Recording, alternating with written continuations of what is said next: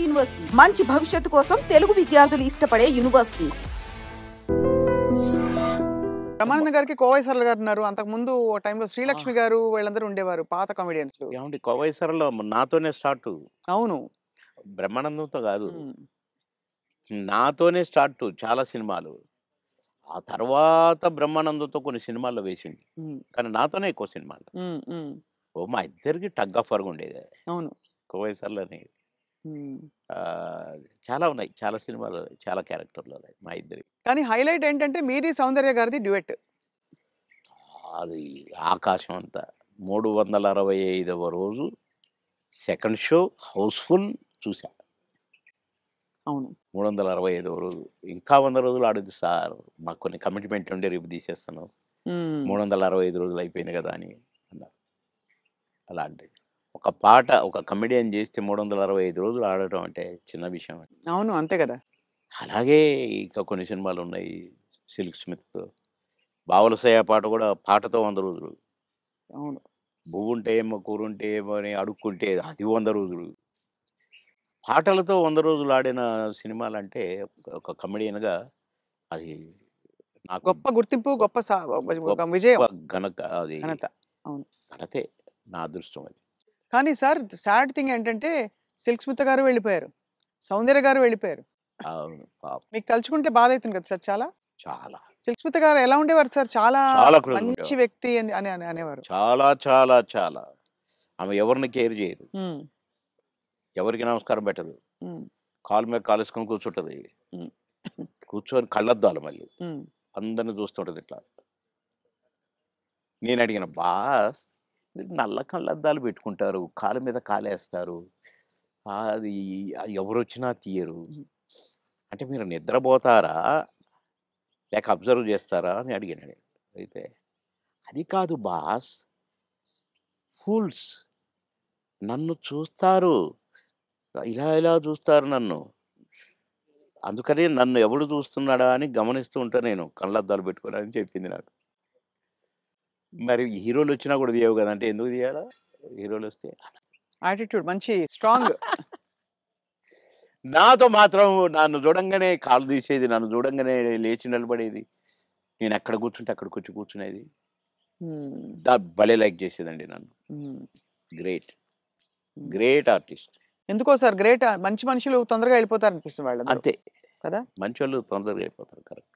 ఉమ్, మేము దుబాయ్ పోయినాం ఒక ఫంక్షన్‌కి. ఉమ్, నన్ను బాస్ అని పిలిచేది. ఉమ్, బాస్ మనం షాపింగ్‌కెళ్తున్నాం. నేనెందుకు బాస్ నువ్వు లిప్‌స్టిక్‌లు అయి కొనుక్కుంటావు. నేనేం కొనుక్కోను కదా! నాకొద్దు. నేను రానన్నా. అంటే లేదు నాతో నువ్వు రావాలి. నేను పర్మిషన్ తీసుకున్నా. అంటే పోయినాం. పోతే ఏమేమో కొనుక్కుంది. ఉమ్, సో, బ్లాక్ కళ్ళద్దాలు పెట్టుకొని వచ్చింది బయటికి. నేను అక్కడ అటు ఇటు కూర్చొని అది ఇది ఏదో బాస్ ఎలా ఉంది అంది. సూపర్ అన్నా. సూపరా? నిజంగా సూపరా? అయితే కొనేస్తున్నా. కొనేసేయి అన్నా. పోయింది. ఆ! కొనేసా అనుకుంటూ వచ్చింది. ఇది మీరు పెట్టుకోండి బాస్ ఒకసారి అన్నది. పెట్టింది నాకు. ఓహ్! సూపర్ అన్నది ఇట్లా పెట్టి. అదేంటి బాస్ నాకు సూపర్ కాదు మీకు సూపర్ నాగా అన్నా. ఉమ్. చాలా బాగుంది. నేను అందుకే కొన్నాను నీకోసం అన్నదండి. ఆ కళ్ళద్దాలు చనిపోయేదాకా దాచిపెట్టుకున్నాను. మంచిది. చాలా మంచిది. ఆ, అబ్బో! గ్రేట్. కానీ చాలా కష్టాలు, వివాదాలు, ఇక ఇవి పరిస్థితులు. వచ్చినాయిలెండి. అయి కొంచెం కరెక్ట్‌గా ఉన్నోళ్ళకి వివాదాలుంటాయి. ఉమ్, ఈ ఏ ఎండకు ఆ గొడుగు పట్టేటోళ్ళకు ఉండవు. అదే. వివాదాలు రావు. ఉమ్, ఎక్కడికక్కడే సమస్య పోతాయి అవును. అని నా ఉద్దేశం. కష్టమే సార్ మీరు అనేది. చాలా అది. కానీ మొత్తానికే సార్ మీరు వచ్చి సక్సెస్ సాధించాక 10 సినిమాలు అనంగానే రెమ్యూనరేషన్ అమాంతం పెంచేశారా? లేదండి. మా పీరియడ్‌లో పెంచుడు గించుడు లేదండి అసలు. మా సినిమాకి ఇచ్చేవారా? కాల్ షీట్లు ఇచ్చేవారు సార్? ఆ రోజుల్లో సినిమాకే కదా. లేదండి. కాల్ షీట్సే ఉమ్, 5 రోజులు, 10 రోజులు, 15 రోజులు, 12 రోజులు అట్లా ఉండేది. ఇక కొన్ని మధ్యలో చిలక్కొట్టుడు క్యారెక్టర్‌లు కొన్ని ఉండేది. 1 డే, 2 డేసు అయ్యి డే పర్ డే ఇంతని మొదలైనయి. ఉమ్, మేము ఏనాడు నేను గాని, నా తోటి వాళ్ళు గాని ఇంత తీసుకుంటా, ఇంతిస్తేనే వస్తా అని మేమెప్పుడు అనలేదండి. ఉమ్, నా రేట్ ఎంత అని నేను ఎప్పుడు అనలేదండి. ఇప్పుడు హుహు. మాయలోడు అంత పెద్ద హిట్ అయిన సాంగ్ అవును. ఆ మరుసటి సినిమాలోనే వితిన్ ఓ బో చిరంజీవి గారు గూడా నన్ను పిలిచి, "సినిమా సూపర్ హిట్ అట. నీ పాటతో హిట్ అట బాబు" అని తెలుసా అంటే, నాకు తెలీదన్నా" అన్నా. నేను ఆయన షూటింగ్‌లో ఉన్నారు. హ్మ్. రిలీజ్ అయ్యాక.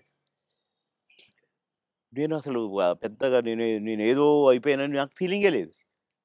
సత్యనారాయణ గారి పక్కన ఏదో పాట కామెడీ అప్పటికప్పుడే సాంగ్ క్రియేట్ అయిపోయింది నాకు. హ్మ్. పెడితే నేను మామూలుగానే పోయినా చేసినా వచ్చిన. అంతే తప్ప నేను పాటలకు నేనిప్పుడు సెపరేట్ ఇంత తీసుకున్నా నేను పెట్టమన్నారు నన్ను కొంతమందైతే. హ్మ్. నేను సినిమాకి ఏం తీసుకోండి మీరేమిస్తే అదే అనేదండి. ఆ రోజుల్లో ఆ వాల్యూస్ ఉండేవి గదా! వాల్యూస్ మన ఉండేవి. ప్రొడ్యూసర్స్‌గా గూడా ఆ గౌరవం ఇచ్చేవాళ్ళు. అక్కడ గౌరవమే ముఖ్యం తప్ప డైరెక్టర్ల ముందు గాని, ప్రొడ్యూసర్ల ముందు గాని మాకిచ్చే గౌరవమే మా పారితోషికం అనుకునేది. అంతే తప్ప ఏసేద్దాము, పెంచుదాము, లక్షలకు పెంచు అని మేమెప్పుడూ ఊహించలేదండి. అవును.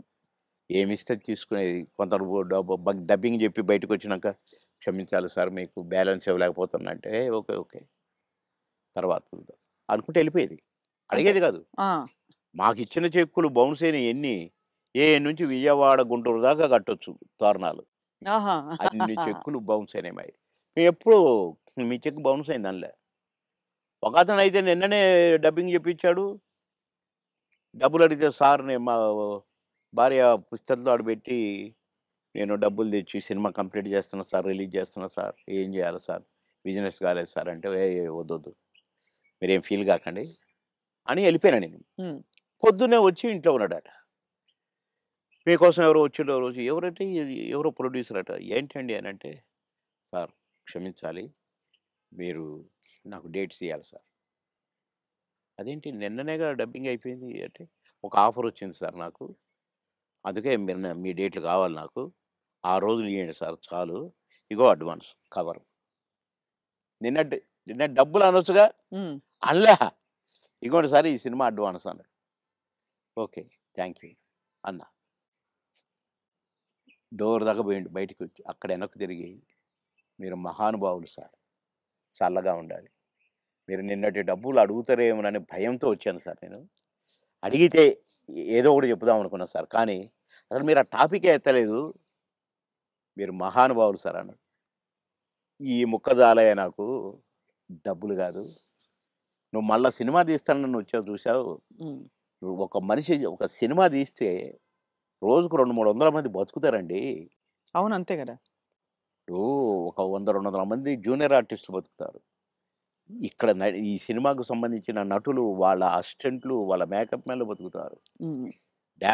డాన్సర్లు, డాన్స్ మాస్టర్‌లు బతుకుతారు. ఫైటర్లు, ఫైట్ మాస్టర్‌లు బతుకుతారు. ఇప్పుడు ప్రొడక్షన్ డిపార్ట్‌మెంటు, అటు డైరెక్షన్ డిపార్ట్‌మెంటు ఇంతమంది 24 క్రాఫ్ట్స్ మీరు అన్నం పెడతారండి నెల, 2 నెలలు.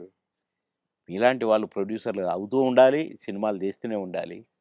అందుకనే నేను మీరు అడ్వాన్స్ అనంగానే తీసుకున్నాను అన్నా. అట్లా ఇండస్ట్రీ బతకాలని ఆలోచించాలండి. కానీ అదొకటే కాకుండా సార్ ఆ రోజుల్లో మానవ సంబంధాలు బలంగా ఉండేవి.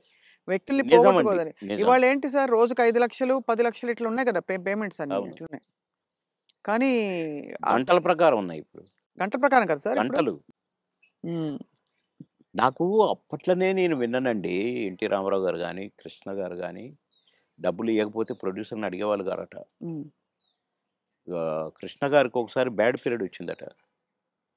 రోజు ఎన్నో సినిమాలు చేస్తూ, సంవత్సరానికి 12, 15 సినిమాలు హీరోగా చేస్తూ, అందరు హీరోలు 1, 2 సినిమాలే చేసేది. ఈయన 12 సినిమాలు, 15 సినిమాలు చేసేవాడు 'కృష్ణ' గారు. హ్మ్.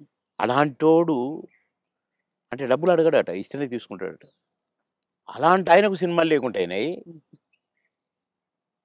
అలాంటాయన ఆగిపోయిన సినిమాల ప్రొడ్యూసర్‌ల కాడికి పోయి, ఎందుకు ఆగిపోయిందని తెలుసుకొని, ఎంతైతే స్టార్ట్ అయ్యిద్దని తెలుసుకొని డబ్బులిచ్చి, నేనిస్తాను నేను తీస్తా మిగతా సినిమా అని తీసి పెట్టేవాడంట. హ్మ్.